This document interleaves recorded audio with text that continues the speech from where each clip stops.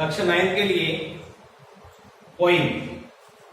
अभी तक भैया बहनों आपके कक्षा 8 तक जो था सप्रसंग व्याख्या आपके हिंदी में आती थी, अभी आगे कक्षा में भी आएगी, लेकिन अंग्रेजी विषय में अभी तक आपके सप्रसंग व्याख्या जो है वो अभी तक 8 सिलेबस तक नहीं थी। अब आपको मैं नए सिलेबस की ओर, जो कक्षा 9 का आपका है, कक्षा 9 में आपके पोएम चलेगी और पोएम के जो होते हैं स्टांजा बनेंगे और स्टांजा के जो रहेंगे वो सप्रसंग व्याख्या जिसे हम कहते हैं उसी को इंग्लिश में स्टांजा कहते हैं। जैसे गद्य और पद्य रहता है वैसे अंग्रेजी में जो होता है उसको स्टांजा बोला जाता है। जैसे कि मैंने आपके सामने एक पोएम का पहला स्टांजा लिखा है, कैसे बनाते हैं कैसे लिखते हैं ये आपका पहला अनुभव रहेगा, इसलिए मैंने केवल छोटे रूप में आपको बताना स्टार्ट कर रहा हूँ। धीरे धीरे आपकी प्रैक्टिस में आ जाएगा तो आपकी हैबिट बन जाएगी कि अब हमें इस प्रकार से भी करनी पड़ती है। जैसा कि अभी तक आप हिंदी में करते हैं कि आपके सामने गद्य रहता है, आप उसके प्रसंग लिखते हो, संदर्भ लिखते हो और फिर व्याख्या करते हैं। उसी प्रकार से अब अंग्रेजी विषय में भी आपको यही काम करना पड़ेगा। गद्य पद्य आपको मिलेगा, उसकी आपको प्रसंग लिखना रहेगा, संदर्भ लिखना रहेगा और व्याख्या आपको करनी रहेगी। लेकिन kind convert to English, English में ही आपको पद्य मिलेगा और इंग्लिश में ही आपको सारे प्रसंग भी, संदर्भ भी और व्याख्या भी आपको इसमें करनी पड़ेगी। जैसे कि इस बार नया कोर्स आपके 9th में बुक है, उस बुक में आपके पोएम अलग दिए और बुक के बीच में हर लेसन के बीच में आप देखोगे एक एक पोएम दी गई है। तो पोएम का नाम आपसे सबसे पहले हम स्टार्ट कर रहे हैं, the road not taken. The road not taken यानी कि वह मार्ग जिसे छोड़ दिया गया। The road not taken poem का नाम ये है। आपकी पहली पोएम हम ये पढ़ेंगे और इस पोएम में पहला स्टांजा, स्टांजा नंबर फर्स्ट, ये मैंने 1 2 3 4 5 ये 5 पंक्तियां आपके बुक में, उन 5 पंक्तियों को मैंने यहाँ लिखा और 5 पंक्तियों को मैं अभी आपके सामने समझाऊंगा। बहुत इजी रहेगी आप इसको पढ़ोगे तो। लेकिन सबसे पहले हमें कॉपी में, अभी तक मैंने आपको 4 डेज पढ़ाए हैं 9th क्लास में, 4 ग्रामर के पढ़ाए हैं, ग्रामर को रख देना। अब आपकी जो कॉपी है मेन, उस कॉपी में आगे से ऊपर लिखना पोएम और पोएम का नाम लिख लेना द रोड नॉट टेकन। ये पोएम लिख लेना और उस पोएम का फिर स्टांजा नंबर फर्स्ट लिखना और आपको 5 पंक्तियां आपकी बुक में से लिखो, ये यहां से लिख लेना। अब इसको मैं आपके सामने समझाता हूं, आपको समझना है। यहाँ नीचे मैंने मीनिंग लिख दी है इसकी, आपको नीचे मीनिंग नहीं लिखनी है। आप चाहो तो दाएं बाएं जहां पर भी आप मीनिंग लिख सकते हो वहां इसकी मीनिंग लिख लेना। लेकिन ऐसा नहीं कि मैंने यहाँ बीच में पहले पोस्टर बना दिया है, यानी कि मीनिंग मेरे पास जगह नहीं थी इसलिए मैंने इनके मीनिंग जो यहाँ लिखे। अब आपको एडजस्ट करना है कि आपको कहाँ लिखना है, इसके बीच में यहाँ नहीं लिखना है क्योंकि यहाँ आपके एक्सप्लेन चलेगी। क्योंकि पहले रेफरेंस, फिर कॉन्टेक्स्ट और उसके बाद एक्सप्लेन, जो अभी नहीं बता रहा हूं, नेक्स्ट वीडियो में एक्सप्लेन इसकी बताऊंगा, व्याख्या वो तुरंत इसके नीचे चलेगी। इसलिए ये मीनिंग इसके नीचे मत लिख देना, इसको किधर भी जहां पर भी हो वहां आप ऐड कर सकते हो, याद कर सकते हो। इसलिए मैंने सुविधा अनुसार आपको मीनिंग लिखी है। अब देखिए poem, the road not taken. Road से आप समझते हो सड़क, रोड से आपके समझते हो सड़क होती है, रास्ता होता है रोड। नॉट नहीं टेकन, वह मार्ग जिसे छोड़ दिया गया, जो भी रास्ता होता है जो मार्ग छोड़ दिया जाता है, नॉट टेकन, टेकन ने लेना, नॉट टेकन नहीं छोड़ दिया गया, यानी कि वह मार्ग जिसे छोड़ दिया गया। पोएम का नाम ये है। और हर पोएम में क्या होगा, एक पोएम का नाम और कवि का नाम आपको लिखना रहेगा प्रसंग में। जैसे कि आप हिंदी विषय में लिखते हो ना कि प्रस्तुत पंक्तियां उस पोएम या उस कविता से ली गई है और उस कविता के लेखक ये हैं। हिंदी में ऐसे लिखते हैं तो अंग्रेजी में भी सिर्फ वैसे ही लिखना है।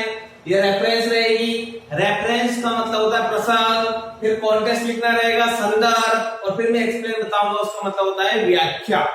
सबसे पहले आपको स्टांजा समझना है कि मैं गद्य और पद्य जो है इसमें है बात क्या पूछी गई और इसी बात का निचोड़ निकाल के ही हम रेफरेंस और कॉन्टेक्स्ट लिख पाएंगे और फिर बात रहेगी हमारी व्याख्या।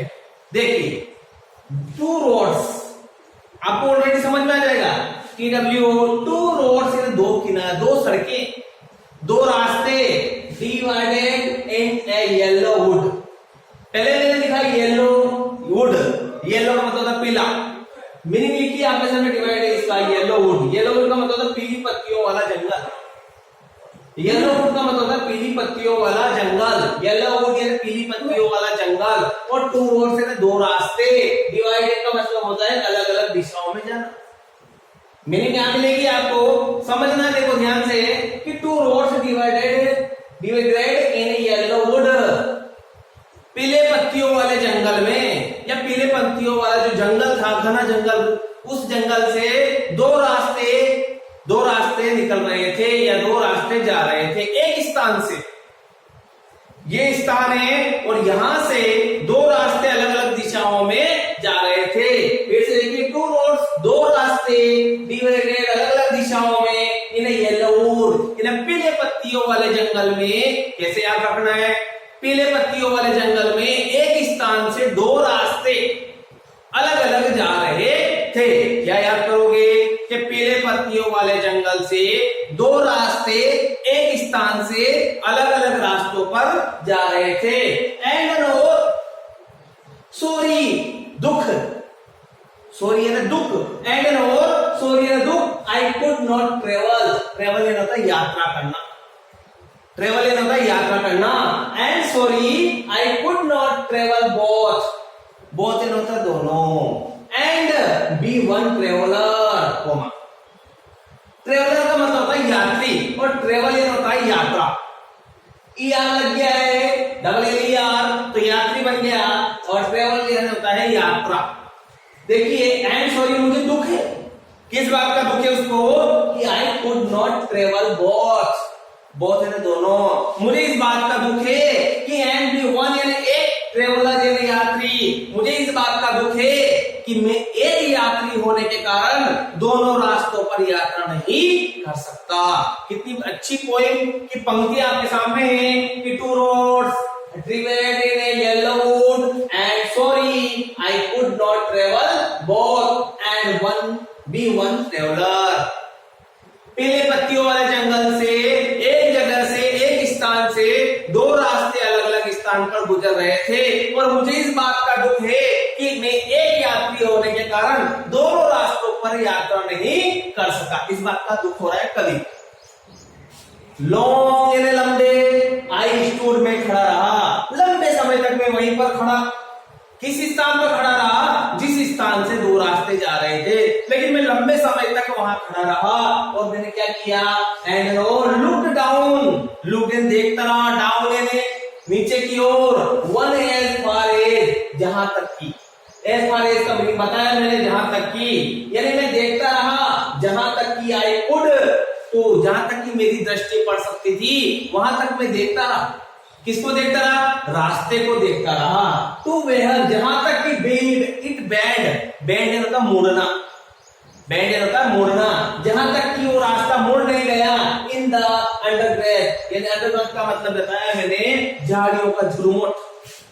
नीचे वाली पंक्तियों का आप समझेंगे, फिर मैं पूरा बताऊंगा कि लॉन्ग एंड लंबे, I stood and looked down one as far as I could to where it bend in the undergrowth, यानी कि मैं लंबे समय तक वहां खड़ा रहा, और जब तक मैं खड़ा रहा, जब तक कि वो रास्ता सीधे सपाट, सीधे जाते हुए, सपाट जाते हुए एकदम जहां तक वह अंत तक वह मुड़ नहीं गया, और मुड़कर वह झाड़ियों के झुरमुट में गायब न हो गया।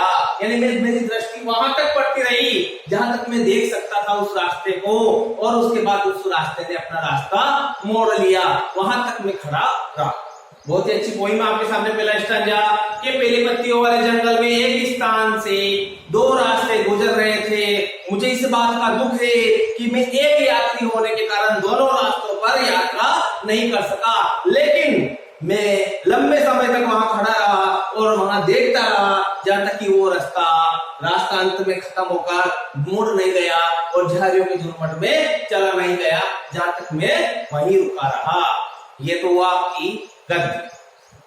हमें सबसे पहले रेफरेंस लिखनी रहेगी। रेफरेंस जितने भी मैं स्टैंजा पढ़ाऊंगा सबकी रेफरेंस वही रहेगी, ओनली और ओनली, केवल इस पोएम का नाम चेंज होगा और कली का नाम चेंज होगा। लेकिन अब हम ये पोएम पढ़ रहे हैं, इसके जितने भी स्टैंजा आएंगे सभी की रेफरेंस कॉमन रहेगी।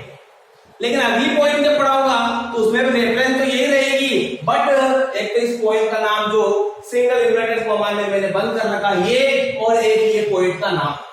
कवि का नाम चेंज होगा, क्योंकि हर कविता के अलग अलग कवि रहते हैं और हर कविता का नाम अलग होता है। ये चेंज करना है केवल रेफरेंस यानी प्रसंग में। अब प्रसंग क्या होता है सुनेंगे। These lines, ये पंक्तियां have been taken from the poem, have been taken from the poem, यानी these lines have been taken from the poem। इतनी लाइन तो आपको कॉमन लिखनी है कि प्रस्तुत पंक्तियां इस कविता से ली गई है। कौन सी कविता से? कवि का नाम लिखा है सिंगल इन्वर्टेड कॉमा में कि द रोड नॉट टेकन, यानी कि द रोड नॉट टेकन, है ना। These lines have been taken from the poem, the road not taken। ये तो पोएम का नाम हो गया। कंपोज लिखने वाला, बाय द पोएट यानी कवि, लिखने वाला कवि कौन है? Robert first. इसका नाम याद रखना, रॉबर्ट फर्स्ट, है ना। इस कवि का नाम यानी these lines have been taken from the poem, और पोएम का नाम है आपके the road not taken, composed by कौन है इसका? Poet Robert first. इन प्रस्तुत पंक्तियां हमारी पाठ्य पुस्तक की पोएम जो है द रोड नॉट टेकन, उस पोएम से लिया गया है, कविता से, और उसके कवि रॉबर्ट फॉर्ड इसमें दिए। ये तो हो गया प्रसंग।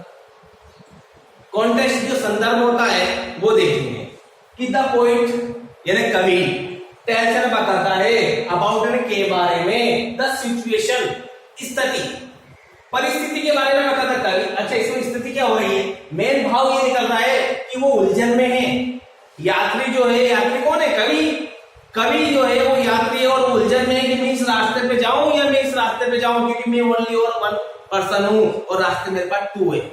मैं किस रास्ते पे जाऊं, उस स्थिति के बारे में बताता है। कवि कहता है कि वह उस स्थिति के बारे में वर्णन करता है कि इन विच ही है टू चूज, यानी चुनने के लिए इन्हें में एक रास्ता आउट ऑफ टू, इन दो रास्तों में से वह कौन से रास्तों को चुने। इस रास्ते को चुनने में वह उस स्थिति के बारे में इस पोएम में वर्णन करता है। यह भी आपको मैंने केवल रेफरेंस और कॉन्टेक्स्ट बताया है। आपको मेन कॉपी में आगे से पोएम डालना है और पहले ये इसका लिखना है। इन मीनिंगों को आप इधर से लिखो या कहीं एडजस्ट करके लिखना, लेकिन इसके नीचे में एक्सप्लेन लिखा होगा, इसलिए आपको एक्सप्लेन की जगह रखनी है, जो अगले नेक्स्ट वीडियो में आपको मैं बताऊंगा। ठीक, धन्यवाद।